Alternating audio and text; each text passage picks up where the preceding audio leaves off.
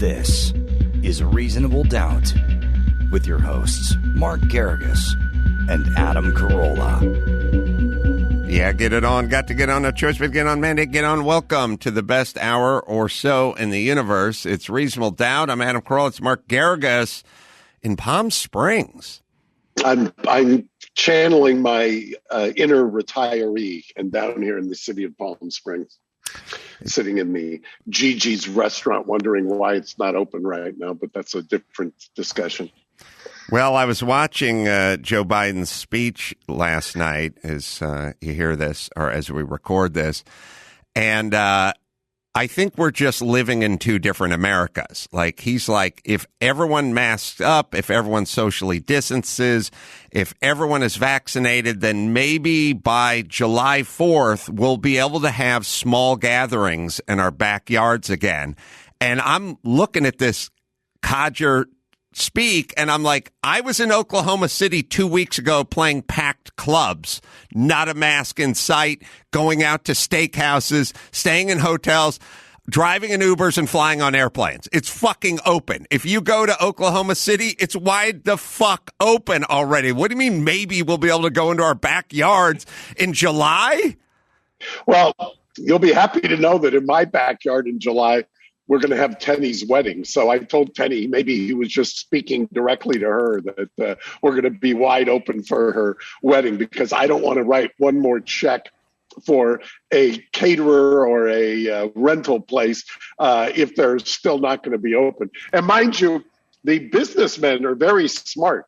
They have realized that at any moment, somebody could flip on a dime. They want 100% up front. Nobody's taking down payments for July. Oh, yeah. California, businessmen have gotten very smart here. Although I'm not really worried, and I'll tell you why. Because all of a sudden, Gavin Newsom is opening up as fast as he can. As soon as the recall signatures hit over 2 million, it's damn the torpedoes were opening up. I don't know if you've noticed, but there was a little meme that things were opening, the red tier, the purple tier, whatever tier, as it was 1.5, 1.6 million, 1.7 million. You've noticed that things are opening up without any data or science. And by the way, since they had no data or science to begin with in the first place to justify anything they were doing, why do they need it now? Oh, they don't. I mean, it's all arbitrary when he goes, well, we can't open if we're at more than 7 cases per 100,000. And then some point he's like, or make it 10 cases. Or make it 9.5. I mean, who gives a shit? You're just fucking shitting numbers out of your ass, you imbecile. And if I hear another politician, I wanted to fucking heave in my mouth watching Biden do that thing, which is that thing where people, if I hear another fucking politician go down this road, which is, they do this move where they go, 570,000 Americans. Those are mothers, fathers, grandparents, teachers, truck drivers. Yes, we get it. The people who are alive had a position. Podcasters. They never mention podcasters. But I noticed podcasters. But by the way, in your little, podcaster, I don't think does you, I think it does you a grave disservice, because you took on UTLA. Now, mind you, years ago, I had Rafe Esquith, who was Teacher of the Year, who, I chronicled on here the fights we got into over teacher jails and trying to eliminate teacher jails and the craziness that's the UTLA. And I never understood what the hell they were doing. And I had to litigate to get them to back down. Finally, we get the LAUSD to back down. UTLA was nowhere. You just started a crusade. They tweeted at you a couple of times and then they folded. I mean, that was the quickest cave I've ever seen. Well, they're cowards, and what they rely on is people's fear. There's some sort of weird reverence they think we all have for teachers. I'm a product of the LA Unified School District. Most of my teachers sucked ass. most all of them were fucking incompetent, somewhere between, indifferent and incompetent. So I got a front row seat to your LA Unified School District heroes, and most of them were fucking worthless sacks of shit. I mean, I remember Mr. Diliberti. I remember Mr. Hansen. I remember, look, my counselor, Mr. Tomey, was a sack of shit. Don't give me this hero shit. I've been there. I've lived it. Number one. And I left LA Unified functionally illiterate. So, well, didn't you? Well, your dad's a teacher, right? Strike three. My mom was a teacher. Paulette was a teacher. Paulette was at LA Unified, but then got drummed out because she took a string, I think, and tied one of the students to his chair because he wouldn't stop leaving his chair. And that became a thing, and she was drummed out of the teaching profession after that. But you'll like my tweet, and this is how you get people to go away. Tweet, can you set it up, the tweet? Because I don't think people realize the idea that how many members is their union? It's tens of thousands, right. Last time I looked. And they were so concerned over you that they were tweeting directly at you. Right. Now, here's the deal. A, I don't really have nerve endings. And B, I don't know how technology works. So I'm the worst person to try to shame in the Twitter sphere. But I just said, I think I said about 3 weeks ago, and put your attorney hat on, Mark, and tell me if you can find fault in this tweet. I said, at this point, teachers not going back to work means either they don't want to go back to work or they're cowards. There are no other choices at this point. They took great umbrage to that, but is there a third category I'm aware of? It's either you don't want to go in or you're a fucking coward. What else could it possibly be? Everyone else has gone back to work. Well, and I'm loath to do the causation thing or the correlation thing and, the fallacies that surround that. But it sure seems like as soon as you started kind of putting out there the, stupid or liar, it's a right. Your version of you stupid or liar, it gathered momentum awfully quick. And then there were a couple of exposés, one of which was somebody leaked the memo. I don't know if you saw this, where they advise teachers that if they're on vacation in Mexico, I think they actually said Mexico, don't post any selfies or something because, we don't want anybody to see. And then somebody else leaked out that they were going to use race or invoke or inject race into this as kind of a wedge to get them to not come back to work. So that it kind of cascaded out of control almost immediately. And then next thing you know, they finally agreed to come back. Yeah, come back at the end of the school year. To just cap the tweet clapback discussion we're having, because Mark loves my sassy tweet. So I really do. I'm a fan of the sassy tweet. He liked the tweet where someone accused me of sitting in my $7 million mansion, and I just wrote back 7.3. The teachers union. That's one of my all-time favorites, by the way. The teachers union accused me. Now they got the information right. They accused me of sitting in my $7.3 million mansion. Yeah, and they got it right with La Cañada. Well, by the way, the city of La Cañada should give you a shout out, because then didn't you come back with a mansion in Malibu too? I told them I was in my mansion in Malibu when I tweeted that out. Yeah, there you are. Right, I see it there. Another correction. I love that these fucking cowards are trying to inject race into everything. And also this notion, I, who create jobs, I, who have 25 plus employees, and nobody has missed a payday since the pandemic. This notion, and the teachers who create nothing, the notion that they would clap back at me and accuse me of like sitting in my mansion. I just love their version of rich people. I was probably in Oklahoma fucking City doing 4 shows when they accused me of sitting in my mansion all night. I was going to say, compared to Drew and me, Drew and I were having a wonderful dinner with Susan and a couple of the others in New York City, and we were trying to reach you, but we couldn't because you were working. I said, leave it to Adam to be working on a Saturday night, and we're sitting here at Scarpetta's, whining and dining ourselves. Well, the good news is according to Biden, as early as July, you may be able to go back out to eat with Dr. Drew, and I may be able to go back and play a packed club in Oklahoma City. So we got that.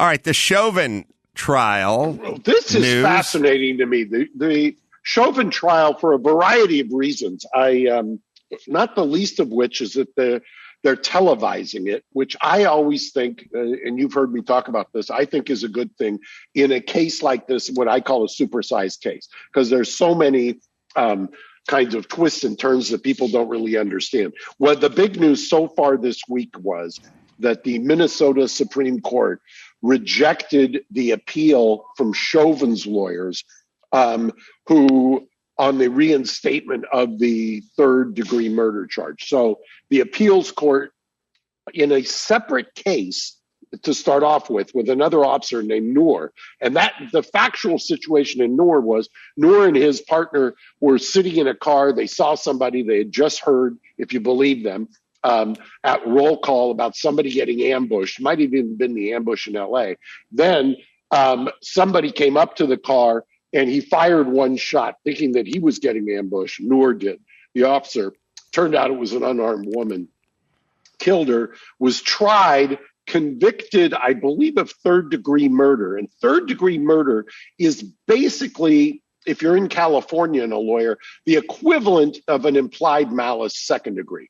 And it's very nuanced in terms, and in fact, I think in the appellate opinion has said the same thing, and the dissent. You tend to collapse the mindset, the mens rea, between manslaughter and murder when you have these kinds of implied malice or depraved heart type murders where it's clear it's not intentional. And so you're trying to raise it up to an intent crime. So anyway, in Noor, they basically, the Court of Appeal had to some degree, over in a divided opinion, said that you don't need to have it just directed, the act, at one person. And so now that can be, Chauvin can be charged with that. The judge agreed yesterday, as we're taping this on Thursday, to do that. And now they're in the middle of jury selection. And he's facing a third-degree charge. People say, why would the defense have wanted him to keep the third degree off the table? Why wouldn't they want that in? And the thought process, he's charged with second degree, and that's a very high bar for them to convict on. And so the prosecution wants third degree, hoping that the jurors compromise and convict him of the third degree. And obviously, the defense does not want a third degree compromise. They want to get murder off the table and start talking about manslaughter. Yeah, well, the nuts and the bolts, and the reason I think second degree is going to be impossible, maybe even third degree, is, according to the autopsy, there was no bruising or damage to the neck area of Floyd. So that's tough. They also have the fentanyl and other sort of cocktail of drugs in him. Let me give you one additional fact. I don't know if you know, but apparently, if you believe what's written, I haven't looked at him yet, but it's been reported in the coroner's notes that he said something to the effect of, if Floyd had been found at home, he would have ruled it an accidental overdose. Right. So that's tough. And that's a fact they're going to have. Prosecution's got to deal with. But here's another thing prosecution has to deal with. Chauvin wasn't going cowboy or rogue with the knee. That's part of their training. So if in fact he is following procedure of their training, that seems like one of the more. So there's a couple of. I mean, here's how I would couch it if I was defending Chauvin. I would say we tried to get him into the car. He got in the car. We got him out of the car. He was saying he couldn't breathe while he was standing, trying to get in the car or out of the car. And then the officer subdued him in a way that was consistent with his training. So how are you going to convict a guy who was essentially executing the training procedure for keeping a suspect subdued when he was merely using what now you can talk about the technique, and we can talk about removing that technique from the training of new officers. But if he's doing procedure, then why is he guilty? Well, this is why I love talking to you about these cases. You always get right. You've got a natural intuition for this, because I was thinking this week, there's been legal skirmishes, what I call motions in limine, what they're called in California. I don't know what the nomenclature is for Minnesota, but how many of prior acts are going to come in? And I believe the judges ruled that at least 2 are going to come in of Chauvin's. Well, the problem with that is Chauvin, if I'm the defense lawyer, I kind of be careful what you wish for to the prosecution. I want the prior acts to some degree to come in, because I'm going to argue the very same thing. I'm going to say, wait a second here. Yeah, there were prior acts. He was still on the force. He was still in a command position. They didn't do anything to him. And by the way, I mentioned this before, every single one of these prosecutions, and I'm almost always in these cases representing the person who is left holding the bag, mainly the widow or the children. Every single one of these, when it's a criminal prosecution, the defense for the cop is going to have a use of force expert. And that use of force expert's going to come up there and say, no harm, no foul. This is the way they trained it. This is perfectly good. And that's exactly what he was supposed to do, what he was trained to do. And yeah, it's not pretty, but that's what ends up happening. There will be a guy who testifies to that for the defense, I guarantee you. Well, again, I'm a layperson, but if somebody is executing a technique that they received in training to do their job, whatever the job is, if it's an airline pilot, what if it's just an airline pilot and they said, look, when the plane loses its left engine, you got to go full right rudder and put the flaps at 30 degrees, and the guy did it and the plane crashed. You still would say, well, the pilot was, and you'd say, well, the pilot has murdered all these passengers, but the pilot would say, I was just doing what I was trained to do in this situation, and I didn't make it up. I learned it in pilot school. That's what you trained me to do. That was the Boeing Dreamliner defense. Basically, the pilots are saying they never told us that there was going to be this problem upon takeoff, blah, blah, blah. We did exactly what we were told to do. And, sorry, Charlie, there was nothing we could do. A lot of what is happening in this Chauvin prosecution by the prosecution, and it's being prosecuted by the Attorney General's office. I am perplexed as to what's happening. And remember, during Trayvon, you and I used to talk too. I never understood what the prosecution was doing in Trayvon Martin. I was saying, by the end of jury selection, I said, in fact, Mark O'Mara, who defended George Zimmerman, I said at one point on air that the only way Zimmerman loses this case is if O'Mara trips and hits his head and has brain damage, because I didn't understand what they were doing during jury selection in that case.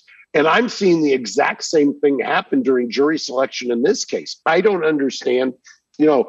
Each side gets what's called peremptory challenges. That means a challenge you can use without any explanation. There are limits to that, which are called Batson, meaning you can't use it for a racist purpose. But at the same time, the prosecution still, I believe, has 9 peremptory challenges in this case, and the defense has 15. So there's a game of chess that goes on. Do I use it now? Do I pass? Do I let the other guy use it? blah, blah, blah. The judge has taken a little bit of the strategy out of that because they are doing individual voir dire of each juror. So they're not doing the whole panel as a whole. They're doing it one individually.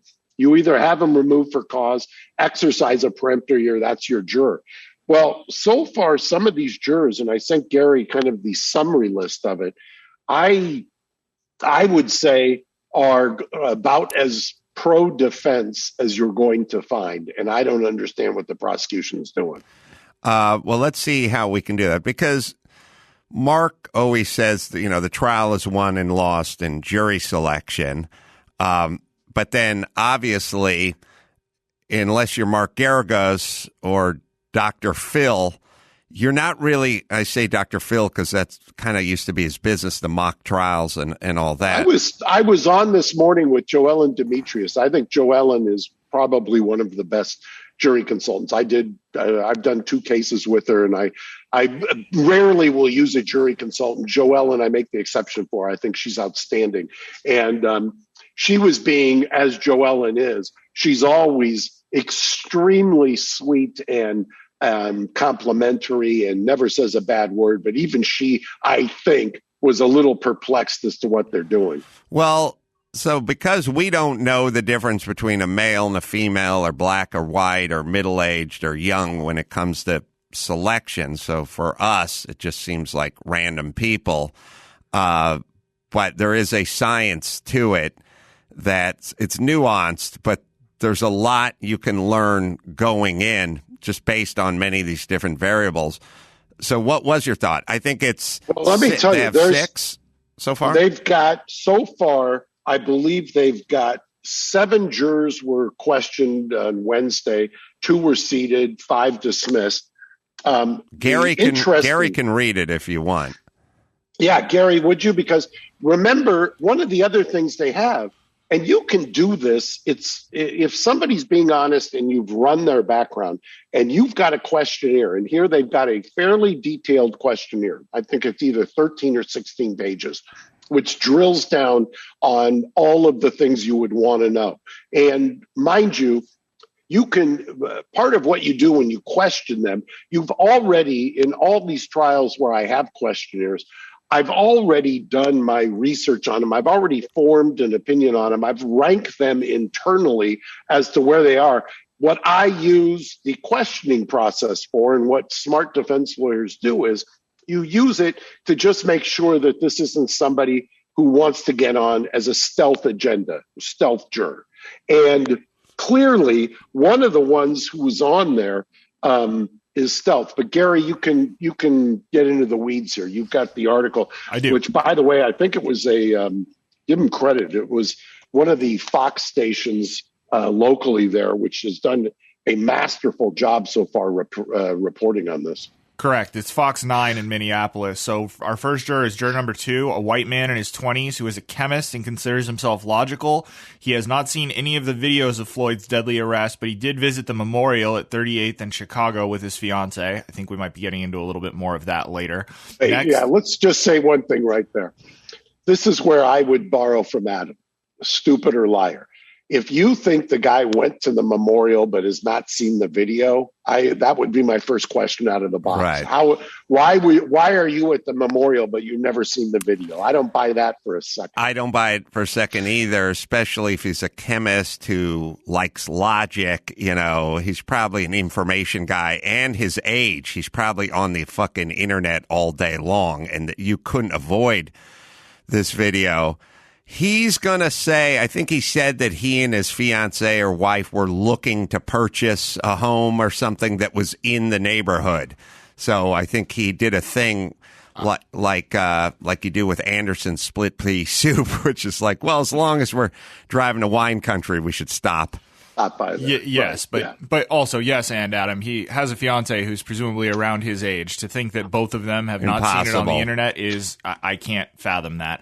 Our next I don't juror, understand how you're on the internet. I don't understand how you go to the memorial. And I don't buy for a second that somebody who goes to the memorial has not seen the video. Our next juror is juror number 9. Well, wait a minute. So let's drill down a little bit. Sorry, Gary. So you hear this, and you're selecting jurors, right? Right. And you think this guy's young, this guy's on the internet, so's his wife. They went by the memorial. He says he hasn't seen the video. When he says, I haven't seen the video, what are you getting from that? Are you thinking, well... Stealth. Somebody who wants on the jury. So he wants on. He does apparently admit that he's seen photos of the incident. But why do you want on? By the way, let me just tell you all you need to know about life. If you say to somebody, seems like you're drinking a lot, and they go, maybe I have a couple of beers a day, go ahead and make it a 12-pack. If somebody says, I've seen some photos of it, see, people don't like to lie whole cloth. They don't like to lie. They like to soften.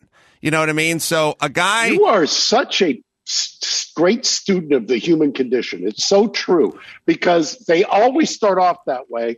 And then when you question them, it's, you drag them out. It's like you're doing a root canal. Right. So you say, are you an alcoholic? And they don't go, no, I've never touched a drop of booze. They go, yeah, I have a couple of light beers a day. That's it. I would say, but that's how people lie. So he's like, I saw photos. I went to the memorial, but I didn't. But he is a stealth. Let's say he's a stealth. Whose side is he on? What's that? He wants to write a book. You cannot have a stealth because it's too hard, especially in jury selection. I don't care what kind of a spidey sense you have. It's way too difficult to leave on a wild card like that. You just don't know what the agenda is, what they're trying to prove. But I will tell you, if I'm the prosecution and it's a white male in his 20s, I have a little bit of problems with that. You don't think he could possibly be woke and kind of see things your way? He could, but I'm the prosecution. It's too dangerous. Okay, continue, Gary. Our next is juror number 9, a mixed/multiracial woman in her 20s, originally from northern Minnesota, who said she was excited to be summoned for jury duty, especially once she found out which case it was involving. Third is juror number 19, a white man. Hold on, can we say something? This is one of my favorite lines in jury selection, which I always call jury deselection. But who's excited when they get jury summons? I don't know anybody who's excited. Do you? No. Nobody. Do you know how many calls from people that both Adam and I dearly love? How do I get out of jury selection? I say, just tell them that you know me. That's how you get out of jury selection.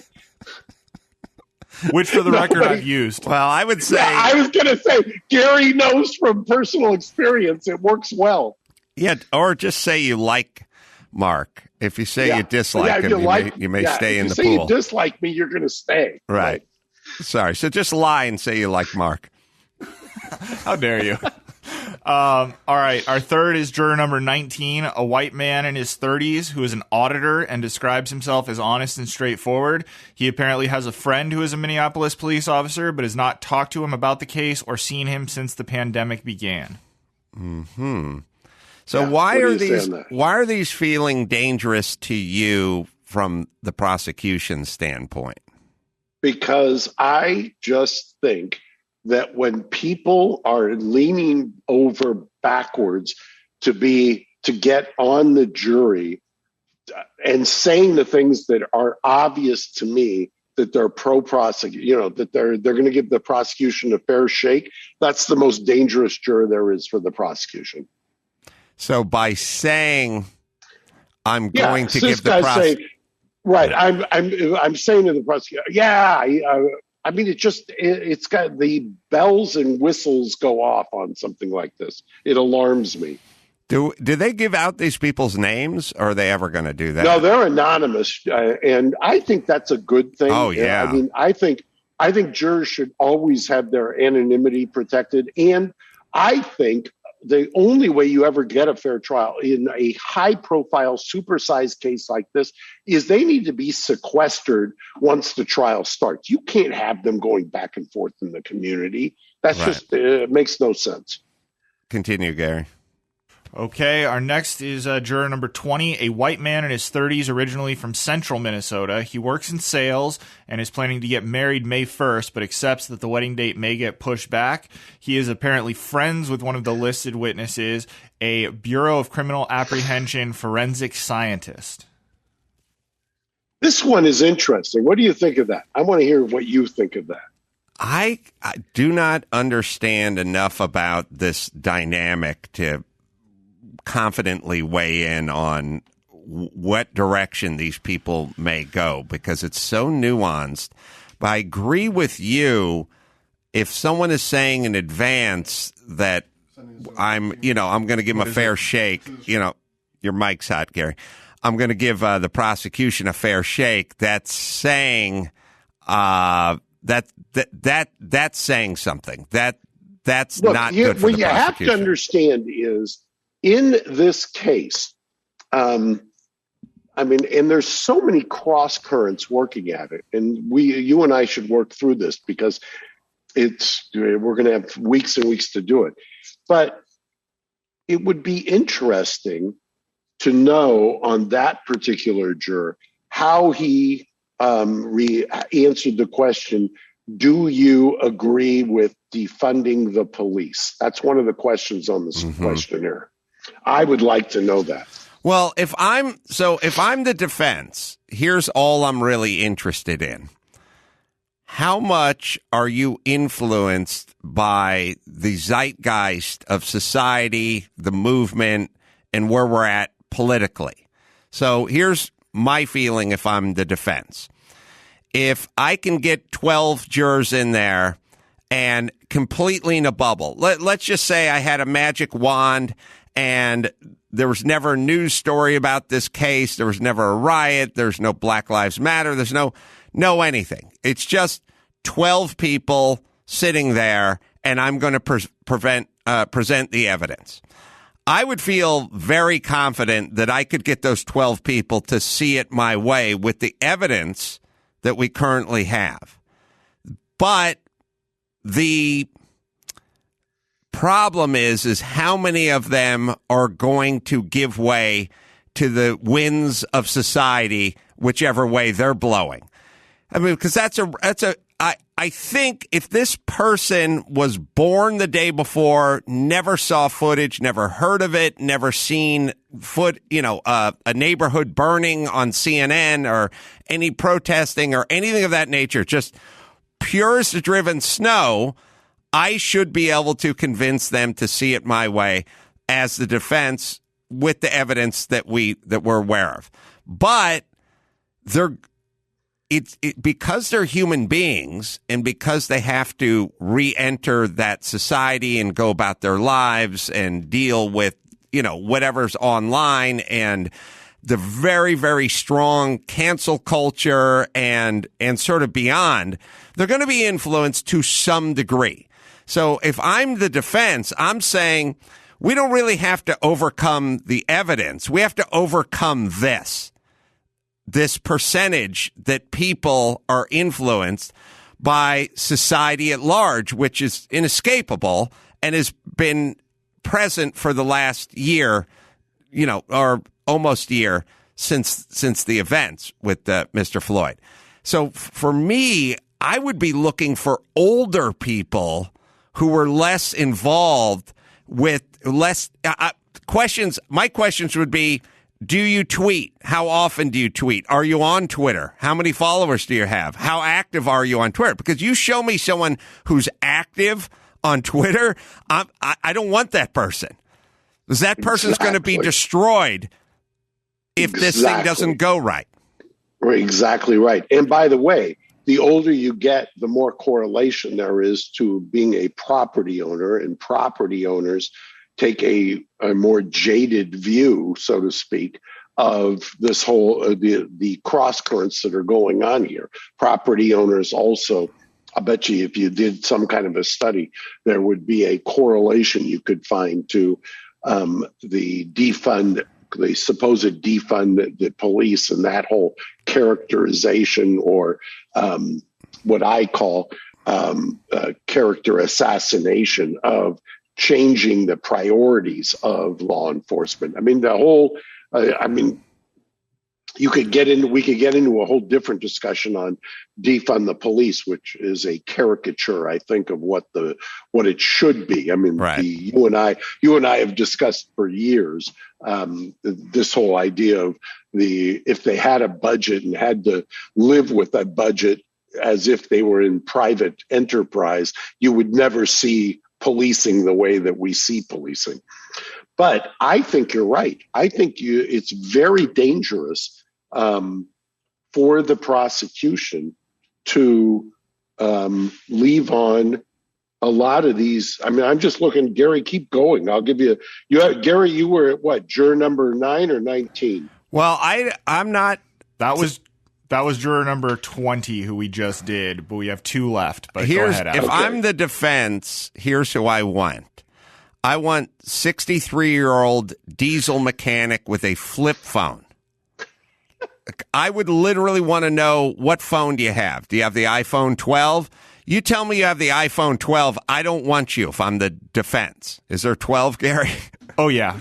Yeah. 12 right. Pro, you're even more dangerous. 12 Pro, that just means you're spending your life on the internet. You're tweeting, you're Facebooking. I do not want young and woke if I am selecting jury as the defense. I want old flip phone.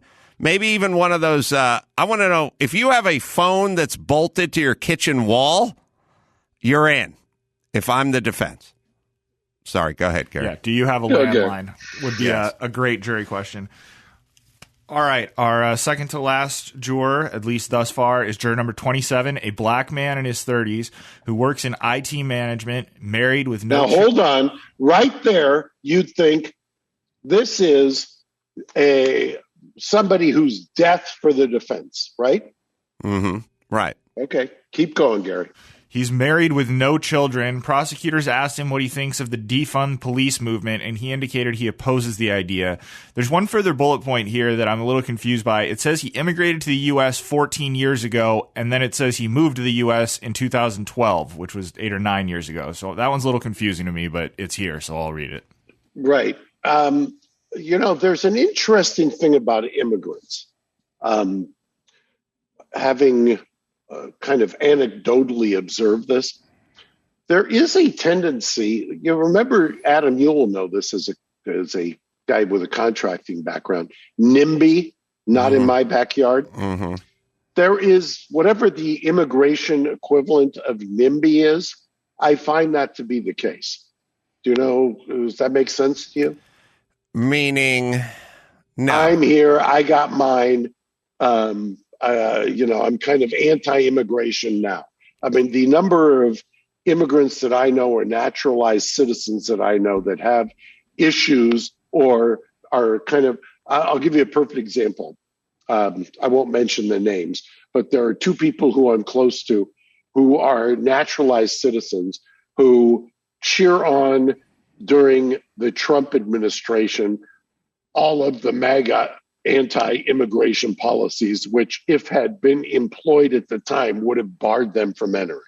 Oh, that yeah. make sense? Well, I think immigrants, I mean, look no further than Cubans in Florida. They're definitely more law and order than the average middle-aged female white professor at Stanford, for sure. I mean, they're more law and order than the average American.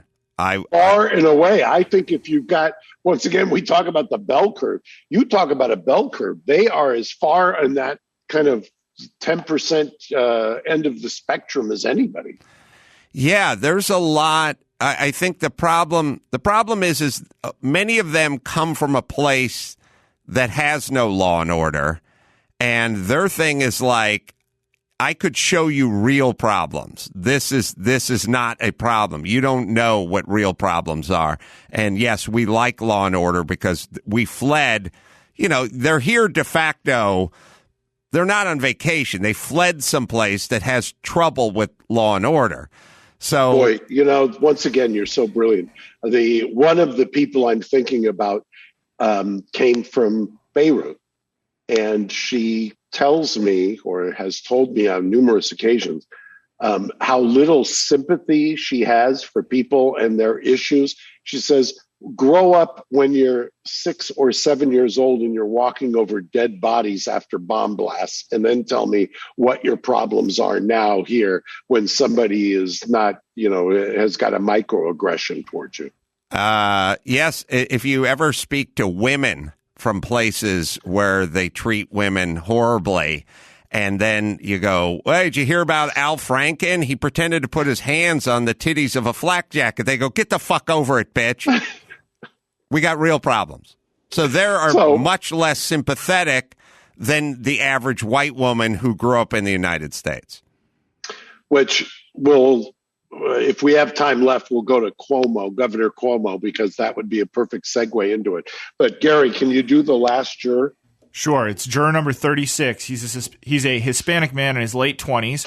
He works as a route driver, likes soccer and true crime podcasts, thinks media reports can be biased. On his jury questionnaire, he wrote that Chauvin was just, quote, showing off his authority, unquote, by continuing to kneel, but also felt Floyd could have avoided the situation by complying with police. You're telling me if you're a prosecutor, Adam, you're going to keep this guy? No. Well, just the fact that he likes soccer, for me, I would have to get rid of him. Obviously, he doesn't think clearly. He's unable to put together thoughts.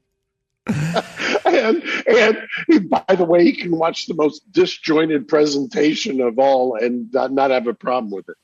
It's also interesting because you break down things amongst race and amongst sex and things like that. I do not think in this current day and age, I feel like the Hispanics have some issues with the blacks. I do not feel like many Hispanics are big fans of blacks.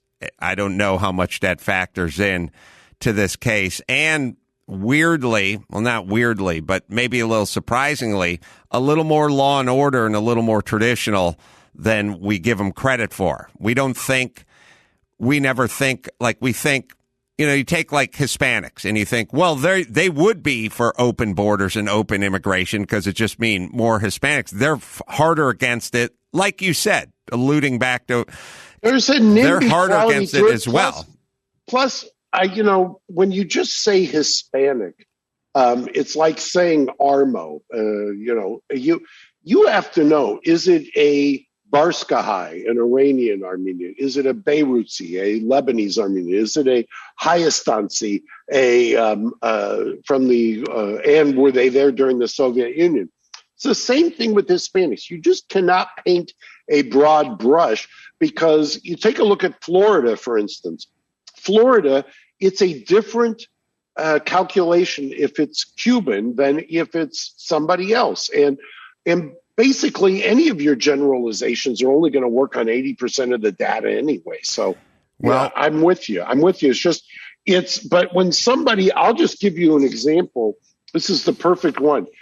When somebody starts talking to me that media reports can be biased, okay, that plugs right into fake news. And Chauvin was just showing off his authority. And Gary, that's a quote from the questionnaire, right? Correct. Yeah. Just showing off his authority. He's already minimized what it is. So how is he going to find that it's a depraved heart or whatever kind of definition for malice that you need for murder if he's saying he's just showing off? And he also felt Floyd could have avoided the situation by complying with police. How do you, if you're the prosecution, leave that guy on? It's impossible. I mean, because what people do is they have a sort of confirmation bias. You go, here's what I think. He's just showing off his authority. And, Floyd, and that is a way of thinking. He could have avoided this whole thing if he just stayed in the cruiser. We wouldn't be here right now. Those are two thoughts that this guy's going to enter. He's going to enter the courtroom with those two pre-existing thoughts. There's no evidence that's going to convince him, especially when they're showing footage of Floyd getting back out of the car, especially when they're saying there was no bruising or damage to his airway or to his neck. There's no way you're going to convince him otherwise. And which is exactly why we circle back to where we started, that jury selection you end with. I don't care how good of an orator you are. You could be the reincarnation of Clarence Darrow. You're never going to convince somebody who's lived in this planet. How old is this guy, Gary, who likes soccer? No. He was in his late 20s. Oh, is this the second late 20s. So he's been here. He's lived life for almost 3 decades. Do you think how long is this trial? 4 weeks, 6 weeks, whatever it is? You think you're going to change this guy's worldview in 4 to 6 weeks with your rhetorical skill? You've lost your mind if you think that's the case. I mean, it's just not going to happen. All right. Well, let's get to Cuomo before we got to wrap it up, if you don't mind. Boy, the knives are sharpening. It is I'm waiting for you, because I haven't seen anything like this kind of pile on. How would you call it? He is, the chickens are coming home to roost. This is the definition of it. Yeah, I guess there's now 6 women. Most of the stuff sounds fair to middling in the assault. I mean, I don't know. He went to a wedding. He put his hand on her back. You know what the latest woman said? This is a groping. Yeah. No, the latest woman said he on several occasions told me, "What, you just roll out of bed, you didn't put makeup on?" That made me feel very, very uncomfortable. Yeah. Now, the latest, I think, is he summoned her. That's you and I and our white patriarchy. Right. Just, imposing ourselves on people. Yeah. Let's try not to confuse my white privilege for your armo with your armo. I don't know if you have armo privilege. I do not think you possess that. I'm not sure if it exists. I'm going to have to. Remember, I'm a shish kebab Armenian. I'm Armenian just on the outside or by name only. Actually, not even name only. So, there's not a lot of meat on that bone, but I think the latest one is he called her over the governor's mansion or whatever, and there was a groping thing, which sounds more serious than a lot of the other stuff we've been talking about. I didn't hear about the groping. I heard he called somebody over to the governor's mansion, asked her to come and help him with the computer, and supposedly he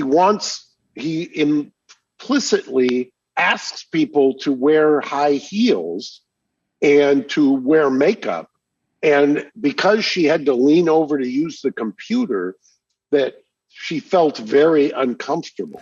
Well, here's a very dangerous zone. I'm not a Cuomo fan, and I think they should be going after him for the nursing home situation. But as it pertains but that's never going to, sending off people to go die. That's not. No, this is a bigger issue. Here's this. I'll tell you the scary part of this, and from how it impacts society. And I'll try to come up with an example. But it's sort of like saying, well, what's Cuomo being accused of? Is he being accused of rape? Is he being accused of assault? What did he do?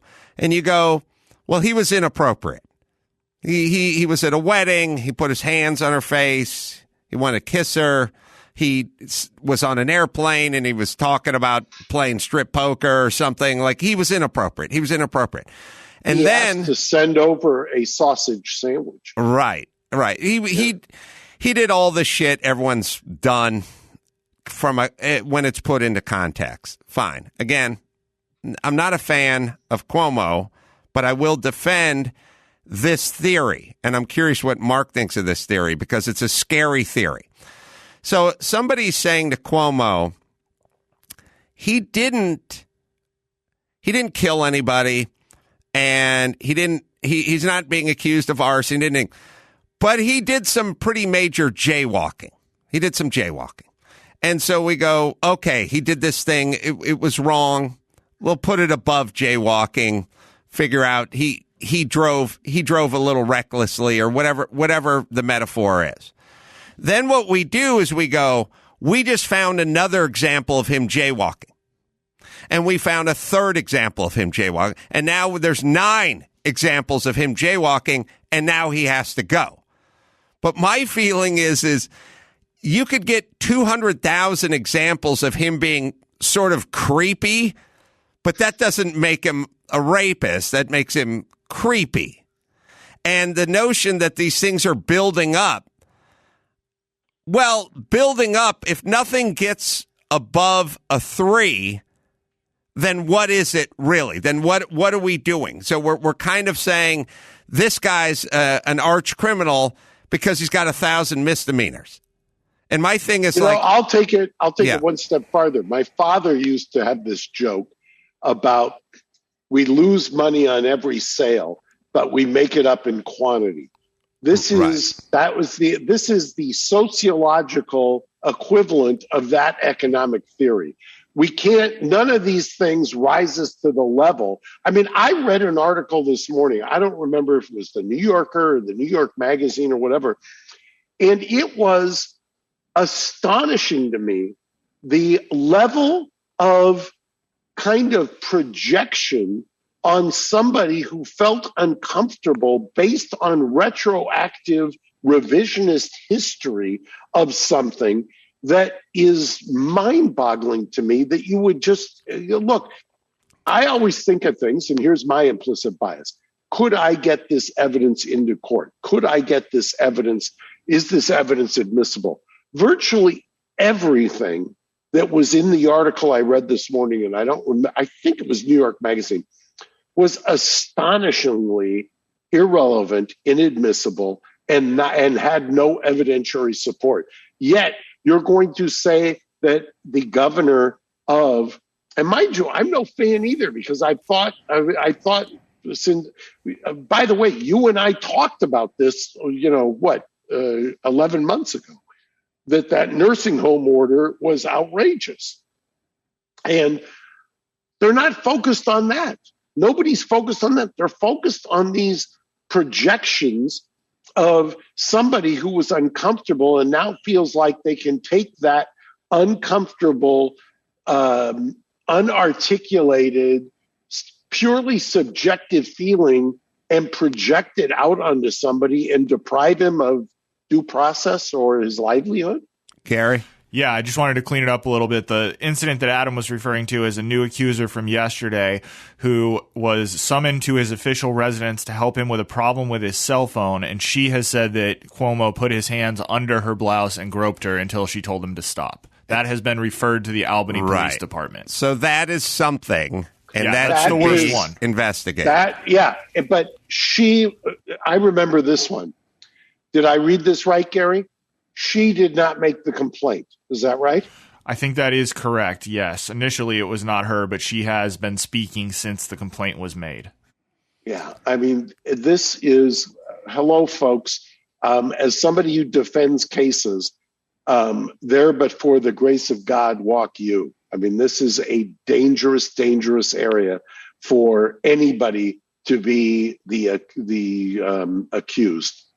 All right, a somber note to go out on.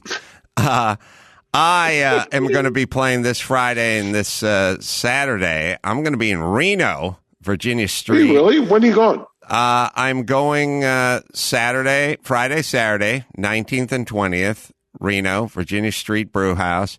We've added a late show for Saturday, so I'm not heeding Biden's warnings about not traveling. I am back to normal, bitches. March 25th, 2 shows, West L.A., Jam in the Van Speakeasy with Adam Ray and Dawson, and Loxy's going to be playing as well. And show in Nashville, Zanies, Nashville, Tennessee. We're going to do April 14th. So you just go to adamcarolla.com. I shall not be masked up in my backyard. I shall be touring the country and bringing mirth to the people. What do you got, Mark? Well, you mentioned April 14th. I'm thinking, I'll have to talk to August because he's great at following the jet. I'm thinking of taking Big Boy on April, I think it's about that same weekend, to West Virginia to talk to the trial lawyers there. I may drop you in Tennessee and then come back and get you. I'm at the come by. Do not dangle that. Don't tease me, Mark. Do not dangle that beef in front of the hungry lion known as Mike August. That is Mike August. We've got the V in Palm Springs. Come on by. I'm sitting in GG's right now as you speak. Prova is open in Grand Central Terminal and Moxie Hotel, Times Square. We've got Engine Company 28.